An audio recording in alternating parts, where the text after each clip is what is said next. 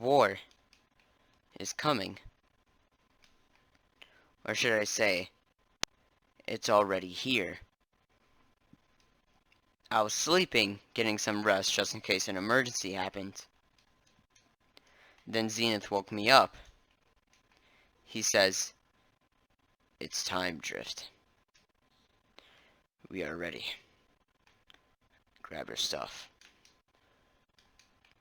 I grabbed my cloak, my mask, and my Rift Edge pickaxe. And then we met Fire King at the volcano. He tells us that Fire King is waiting for us because he knows we're coming. And Fire King says, "We must be sneaky. He cannot see us. If he does, we are goners. Good luck, my heroes." We both nod at him. I open up a rift, and then we jump through, leading us to Polar Peak. But we hide it behind one of the buildings, so they can't see us. There's 6 guards each. Fire King tells me to go after those 2, while Zenith and him take care of the rest. I nod. So, I grab my Rift Edge pickaxe, I slit one of the guards' throats, and then I split the other one in half.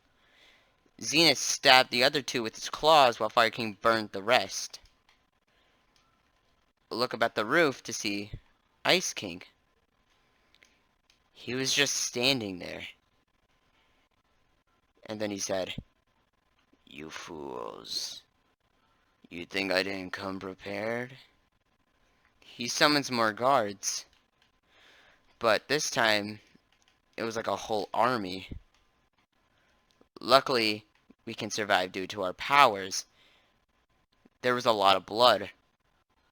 But luckily, we were used to the gore. We took care of all the guards. And then we look at Ice King from the roof. He says, "Fine. I'll do it myself."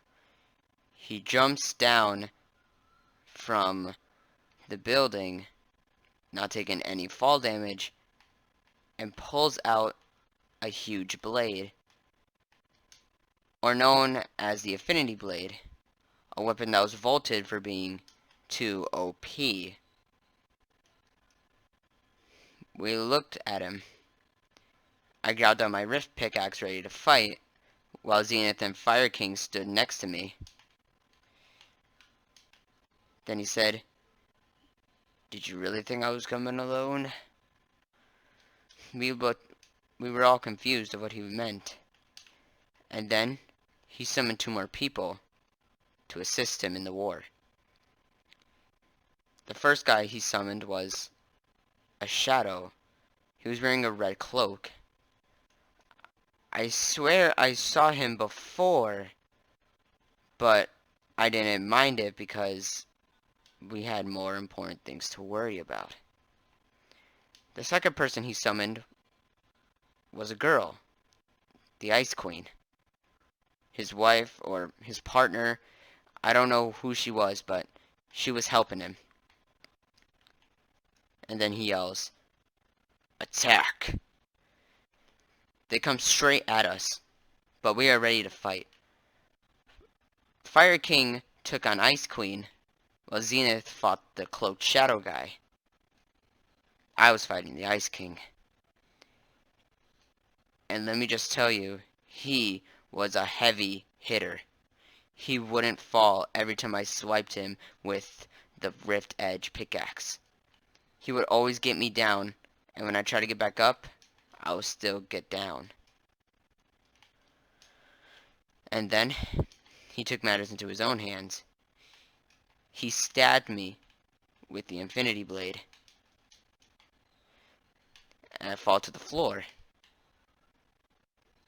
It looks like I'm about to die. I couldn't believe I was gonna die like this. A coward. Then he says, "You're weak. Just like your mother and father thought you were. I knew they were correct.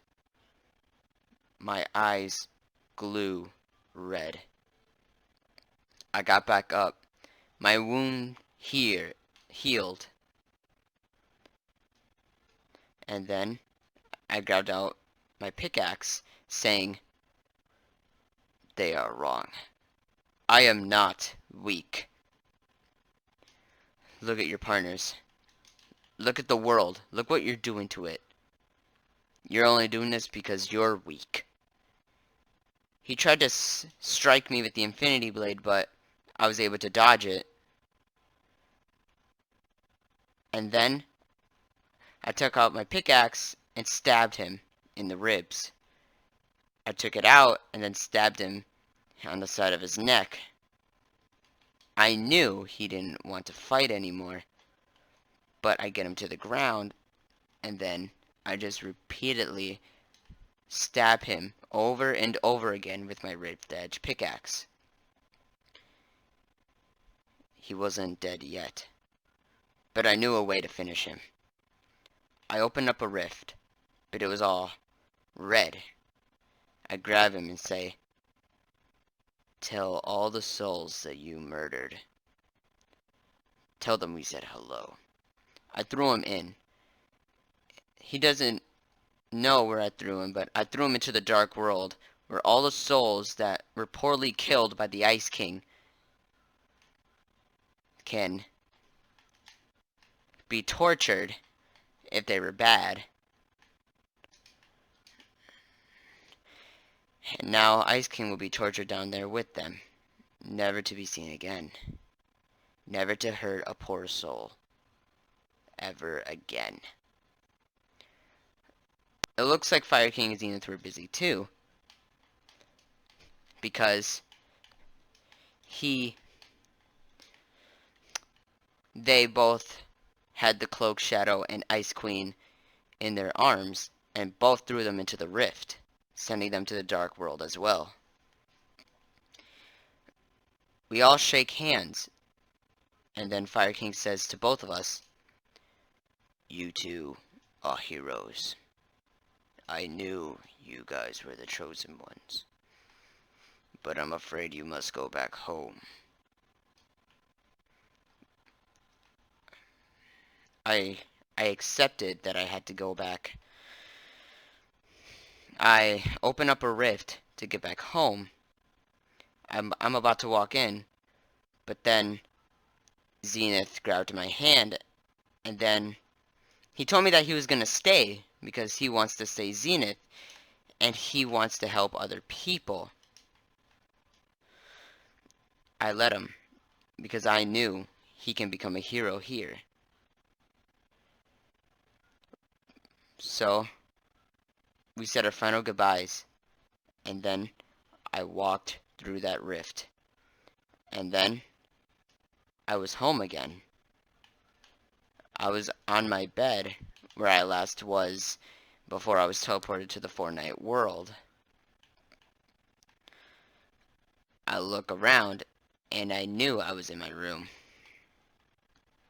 So, I go on my bed, and took the longest nap I've ever could, because, well, I had a long day today.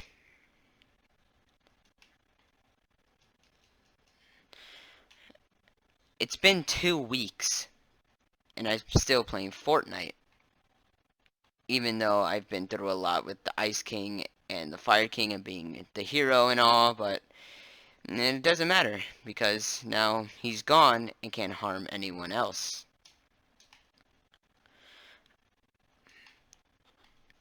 So, I'm still gonna play Fortnite, because, you know, I'm friends with people there. So, every time I go into Fortnite, and I look above me, I would still see the Fire King in Zenith, looking down at me, waving, knowing that I'm still here with them. In the real world, I'm just known as Brian. But to them, I'll always be known as Drift, the hero who stopped the war between fire and ice. But then, I looked behind Fire King. There was a skin that I didn't recognize. It was a bright bomber, but it wasn't the normal bright bomber. It was purple, kind of looked like it was infected by Kevin the Cube. I immediately tried to warn him, but they both jumped back into the volcano. The evil bright bomber looks at me and just waves, and then she disappears. Luckily, Fire King gave me a sample of a real-life rift. I grab it, and then I teleport into the game again, knowing that it's time to be a hero one more time.